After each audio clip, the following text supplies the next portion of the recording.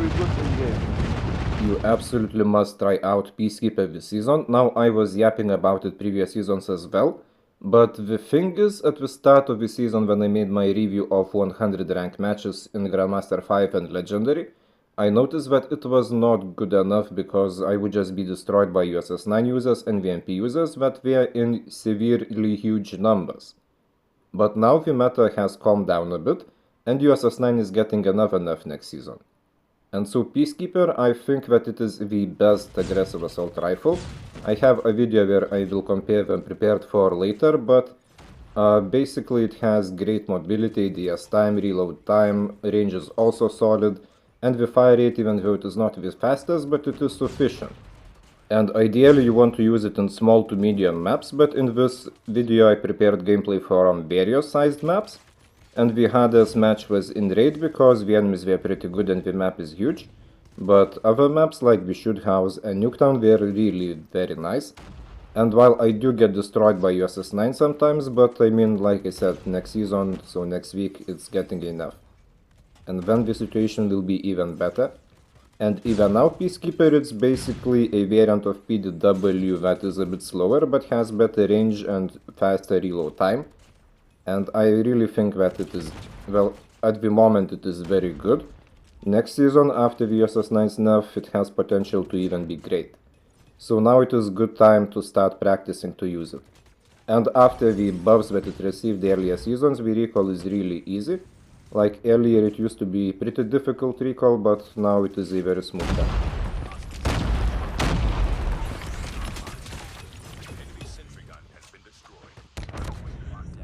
Now here you can see me switching to the Man-O-War Termite loadout to take down the VTOL.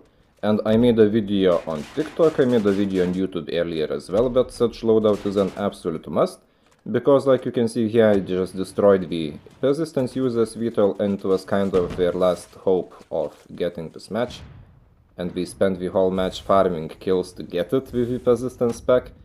And I destroyed it in split second and switched back to the Peacekeeper.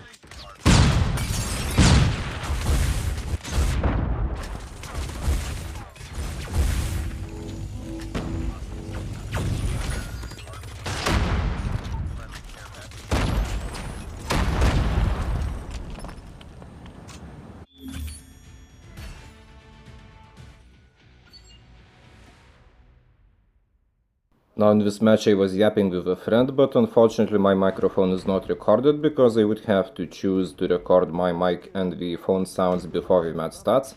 And well, I did not plan a yappery, but during the match I ended up like narrating the overall situation, telling when to go to the next, telling when we need to get the spawn, or being given like enemies between trailers, enemies dead, I'm pushing next, I die, I'm pushing again, I succeeded.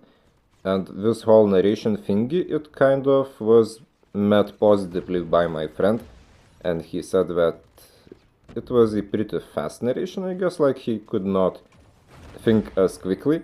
But when I narrate, I do not do it like those pro players that yap things like seagulls, like mid, whatever. It is just not really nice for me. I just do those like quick checks that next spawn now. OBG now, enemies pushing the left side, enemies died in the left side. But this narration actually helped my team to get a pretty easy victory. And you really should check my tutorial videos if you haven't already, because victories happen not because of the amount of kills you get, but because of the proper spawn control, proper OBG playing, proper rotation. Like, it is map positioning and the points matter way more than the kills.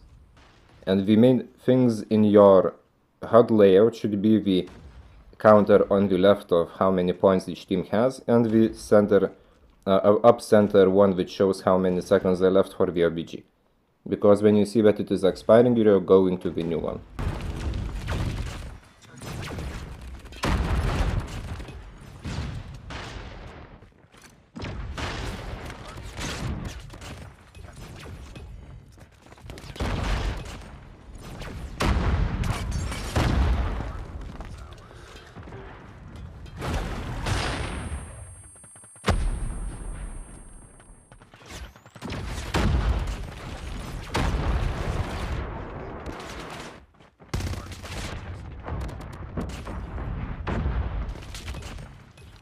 Bro, you are so chillish. Slowly you speak, you play. I'm so concentrated, I can't. So fast thinking, bro. You are you are a very good player, bro. I must say, I am a fan of you, bro.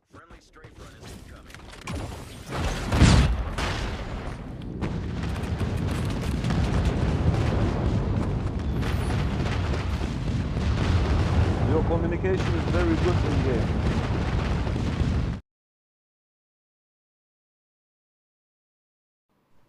Now next is the firing range. Now the map is bigger, but you still have areas where you can have like a closer range battles, where the Peacekeeper shines.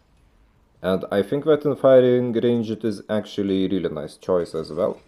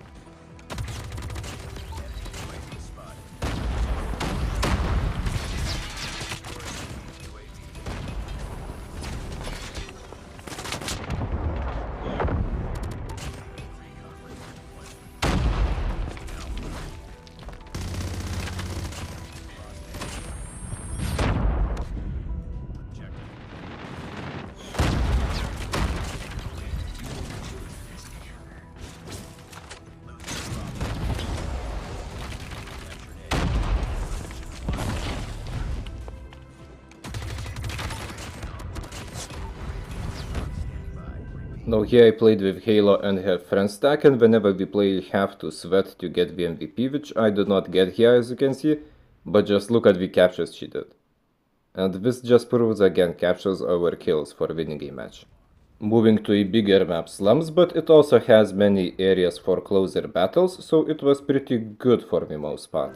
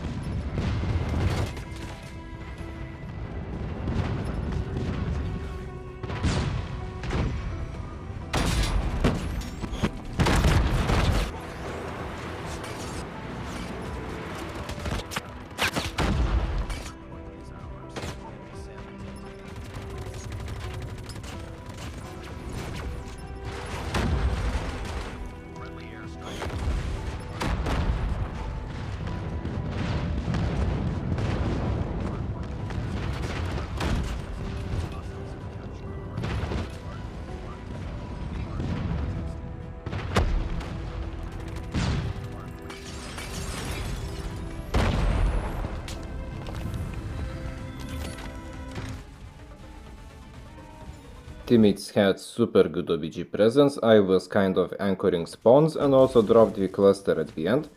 And like you were able to see, the weapon was performing nicely. And now raid, which would be the biggest map, and like I said earlier, it was a bit of a struggle, but still manageable. And overall, I think that the mobility plus the range of the Peacekeeper plus the reload time and the solid fire rate, it really makes it a very valid choice. Now, if you see a sweaty enemy team with many USS-9s, it might not be the best idea to use it this season, even though it is doable, but it will require you to use more brain. But next season, when Peacekeeper is nerfed, I don't think that it will remove it from the meta completely, but basically it gets a bullet speed nerf and mobility nerf. So it will be just slower from all regards, which will make it easier to deal with it.